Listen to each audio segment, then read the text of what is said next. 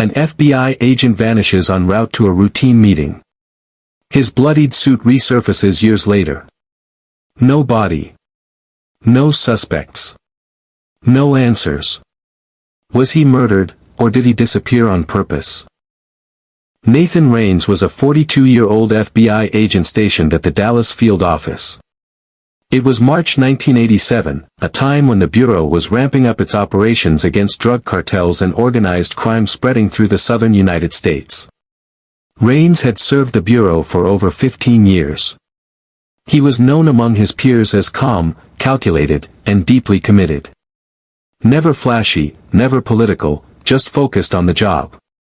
His work revolved around informant management and financial tracking of cartel operations. At home, he was quiet but present. Married to his wife, Elaine, with a 10-year-old daughter named Sarah.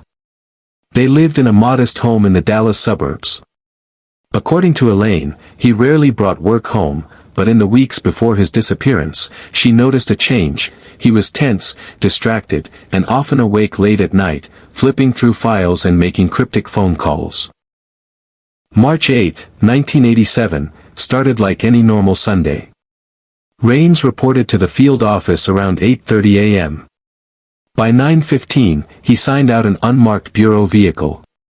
He told a colleague, Agent Bill Mercer, that he had a scheduled meeting with an informant, someone who had reached out with urgent information regarding cartel movements through North Texas.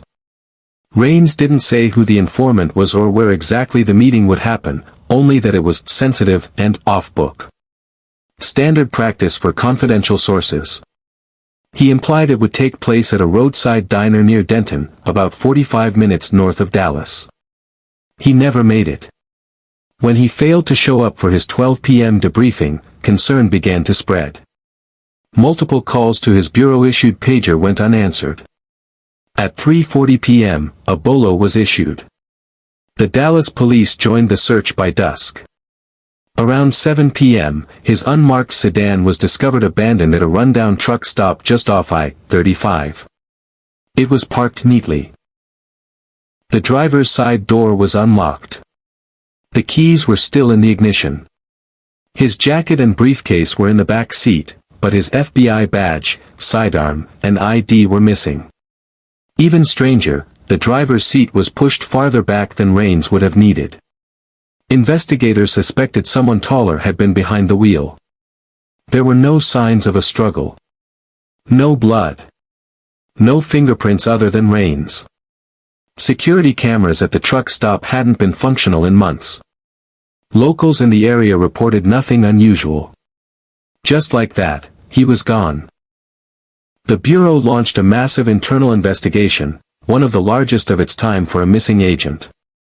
Teams were dispatched across Texas, focusing on cartel informants, blackmail threats, and possible rogue operations. Nothing concrete emerged. A promising lead came from Raines' call logs. He had been in contact with an informant known only as JR, a low-level cartel associate turned asset. But when agents tried to find JR, he had disappeared. His last known location? A motel near Denton. Inside his room, they found a half-smoked cigarette, 2 suitcases full of burner phones, and a cryptic note, "They know." It was never confirmed if JR was the person Raines was on his way to meet. Another theory emerged from within the Bureau itself. Some speculated Raines wasn't a victim, but a whistleblower. According to 2 retired agents, Raines had been investigating suspicious internal financial activity. Black budget transfers. Misfiled case logs. Allegedly, he was tracing links between cartel activity and compromised officials within the Bureau. That theory gained weight when a portion of Raines' personal files, collected from his home office, showed he had been secretly photocopying internal memos. Pages were heavily redacted, but some included dates and case IDs tied to now-closed corruption investigations. If he was planning to expose someone, it's possible he was silenced before he had the chance. But without hard proof, the FBI couldn't officially acknowledge this theory. Instead, Raines' file was quietly marked unresolved, internal priority, and partially sealed from public records. For years, nothing happened. Then came the discovery that reopened everything. In July 1991, a homeless man scavenging for scrap metal broke into an abandoned storage facility in Fort Worth. In one of the units, he discovered a locked footlocker, covered in dust.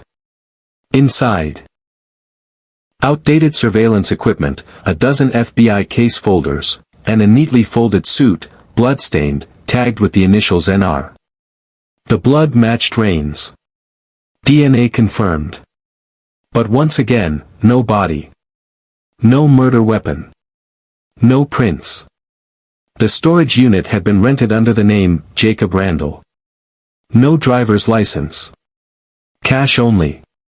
The ID used was fake. Investigators traced the rental agreement back 5 years, to just 1 week after Rains vanished. Was this a drop site? A warning? Or something Rains left behind himself? Nathan Rains was declared legally dead in 1997. His wife and daughter moved away from Texas and refused to speak publicly for years. The official line from the FBI was that foul play was likely involved, but no one was ever arrested. In 2019, following a Freedom of Information Act request, several pages from Rains' case were released, but heavily redacted. Theories still circulate to this day. Was he murdered by a cartel hit squad? Did someone inside the FBI set him up? Or, did he orchestrate his own disappearance, either to expose corruption from the shadows, or to escape it? Internet sleuths point to a man in Arizona, spotted in the early 2000s, who resembled an aged Rains and carried a badge from a now-defunct private security firm.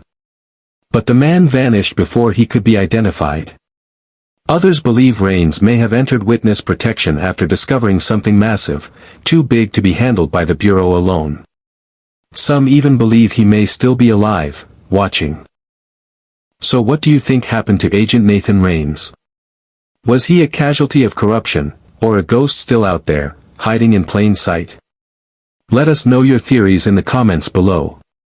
Don't forget to like this video, subscribe for more real unsolved cases, and hit the bell so you never miss a mystery.